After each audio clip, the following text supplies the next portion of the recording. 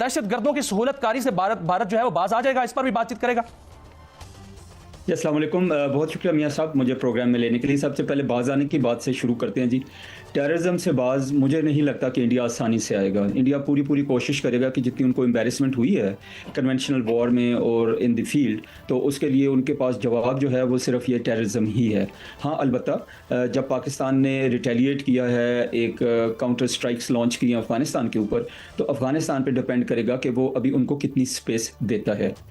Indus water treaty का पहले भी हमारी बातचीत हुई थी। मेरे ख्याल में इंडस वाटर ट्रीटी को इलादा एक वन साइडेड एब्रोगेट करना जो है मुमकिन नहीं है। इसमें पार्टी जो है पाकिस्तान है, पार्टी एक इंडिया है, और इसके अलावा पार्टी जो है वर्ल्ड बैंक है। और वर्ल्ड बैंक का मतलब है कि वर्ल्ड है, वर्ल्ड की पावर्स हैं, और ये सिर्फ it is not only between Pakistan and India. दुनिया के 30-35 ममालिक हैं जिनके साथ एक दूसरे के साथ अपर रिपेरियन और लोअर रिपेरियन के मुआहदे हैं। तो इंडस वाटर ट्रीटी को ख़त्म करना या हेल्ड इन अबेयंस करना लॉन्ग टर्म के लिए मुश्किल होगा। लास्ट पॉइंट ये कहूँगा कि उन्होंने कहा था एक बूंद पानी की नहीं आएगी, तो हम लोग जितने भी थे आपके साथ डिस्कशन होती थी यही कहते थे कि इतने पानी को रोकना बड़ा मुश्किल होता है। रोकेंगे कैसे, यूटिलाइज़ कैसे करेंगे? अगर रोकेंगे भी तो बहुत टाइम लग जाएगा। लास्ट पॉइंट इसमें यह है कि अगर वो ये काम करते हैं तो उसमें काफ़ी साल लगेंगे। पानी को यूटिलाइज़ कैसे करेंगे? और अभी आपने देख ही लिया कि जब ये बहुत सारी बारिशें हुई तो वो तो संभाल ही नहीं पाए अपने आप को भी और ना पानी को।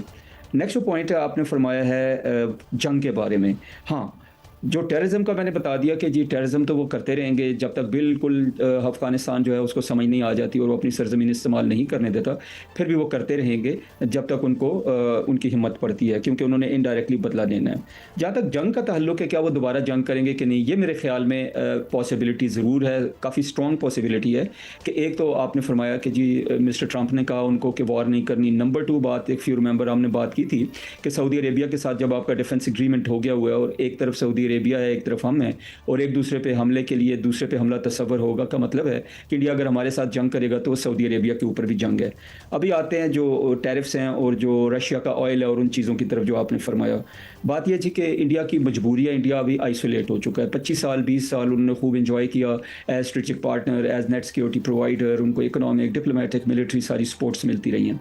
अभी जब ट्रंप, आपको पता है वो ट्रंप साहब एक परफॉर्मर हैं, तो वो इंडिया के परफॉर्मेंस से वो नाला हुए, खुश नहीं हुए, तो दैट इज़ वाई ये सारी सुबकी हुई। और उसके बाद नेक्स्ट चीज़ ये है कि मोदी साहब का जो इशू है वो ये है कि एम्बैरेसमेंट के बाद उनमें इतनी ग्रेस भी नहीं है कि वो ग्रेसफुली एक्सेप्ट कर सकें कि मिस्टर ट्रंप ने उनकी हेल्प की है और या ये जंग बंद कराई है। और अभी जो आपने ऑयल की बात की कि ऑयल उन्होंने ट्रंप के साथ बात करने में कह दिया कि हम नहीं खरीदेंगे, ट्रंप साहब ने अपने ट्वीट में भी कह दिया, लेकिन मोदी साहब ने अपनी तरफ से बताया नहीं। ये क्यों हो रहा है, कैसे होगा?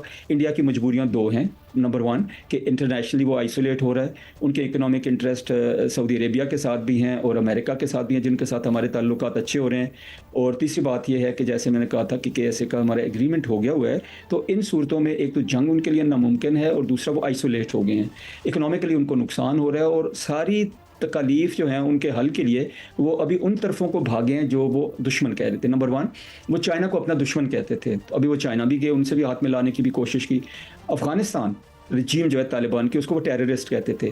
तो एक तरफ से अफ़गान जो है वो कहते हैं जी कि हम इस्लामी रियासत हैं, और उधर से वो हिंदुओं बुत परस्तों के पास चले गए, और दूसरी तरफ से मोदी साहब जिन्होंने इनको अपनी तरफ से टेररिस्ट डिक्लेयर किया हुआ था उनके साथ हाथ मिला रहे हैं। तो ये सारा कुछ इसलिए हो रहा है कि बिल्कुल ठीक है सर, यही मैं पॉइंट जो है वो चिश्ती साहब के सामने रखता हूँ। चिश्ती साहब, अभी जो जनरल साहब फरमा रहे थे कि भारत शायद जंगी जुनून से बाज ना आए, क्योंकि जो मोदी का जंगी जुनून है 2 वजह से है।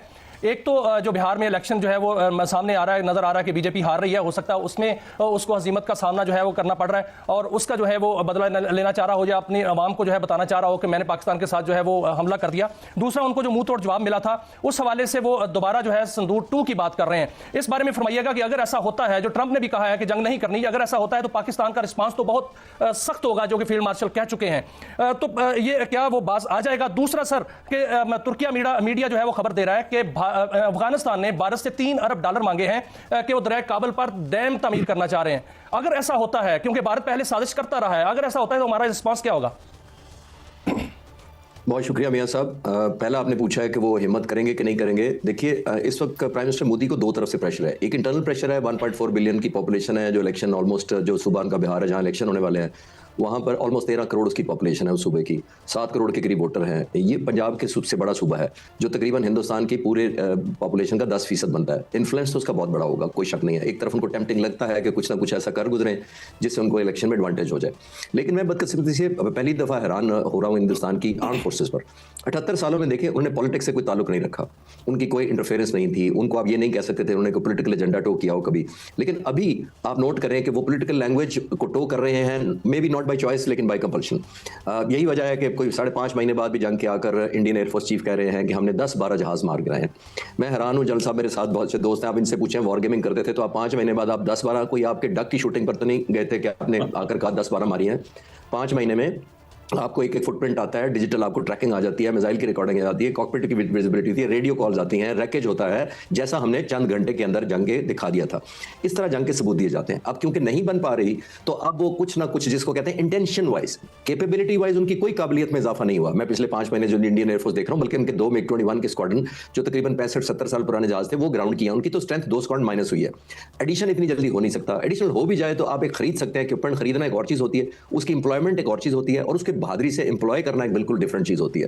सबसे बड़ा यही आपने नोट किया होगा, मैं आपके व्यूअर्स को याद कराता चलूं कि फरवरी में भी उन्होंने कहा, इंडियन एयरफोर्स चीफ ने भी, और 30 मई की एक प्रेस कॉन्फ्रेंस जब ये हो चुका था सारा वाकया, फिर भी उन्होंने कहा कि हमें इक्विपमेंट नहीं दिए जाते और जब हम एग्रीमेंट करते हैं तो हमें पता होता है कि टाइमलाइन मीट नहीं करनी, इन्होंने फिर भी हम साइन कर देते हैं। ये मायूसी और बददिली डाउन टू लोएस्ट रैंक तक ट्रेवल करती है। जब एक एयर चीफ की बॉडी लैंग्वेज ये हो कि हमें मिलते नहीं है, हमें इक्विपमेंट वादा किया जाता है, हमें डिलीवरी नहीं मिलती। मैं पाक सजाइए कि एयरफोर्स चीफ से मुतअद्दिद बार मिल चुका हूँ पिछले साल डेढ़ के अंदर, तो मुझे तो कभी ये मायूसी नजर नहीं आई। उनके तो टाइमलाइन भी क्लियर होती है, उनकी स्पीड भी क्लियर होती है, उनके टारगेट गोल्स भी क्लियर होते हैं, और क्वालिटी ऑफ भी ज़हन में होती है कि इस क्वालिटी की मुझे चाहिए इतने अरसे के अंदर, और इस पेस पे वो चल रही होती है पाक फिजाइया की तरफ। तो ये बड़ी रेडिएट करती है। कंक्लूजन ये इसका करें कि मेरा नहीं ख्याल कि कैपेबिलिटी वाइज भी और हौसला वाइज भी इस वक्त इंडियन आर्म फोर्सेस करना चाहेंगी और ना कर सकेंगी। सब एक तरफ तो यही है कि उनका हौसला नहीं है सर, एक तरफ तो यही है, सॉरी एक रहनुमाई चाहूंगा बीच में, कि वो एक तरफ तो यही है कि उनका हौसला नहीं है, लेकिन दूसरी तरफ जो राजनाथ है वो कहते हैं कि हम जो ब्रह्मोस मिसाइल हैं, पाकिस्तान का एक एक इंच जो है वो उनके निशाने पर है। हमारे जो जेफ थंडर ने वहां पर अजरबैजान तक जो है वो प्रवास की है नॉन स्टॉप, तो क्या भारत महफूज है हमारे मिसाइलों से और हमारे एयरक्राफ्ट से, हमारे जेट तैयारों से?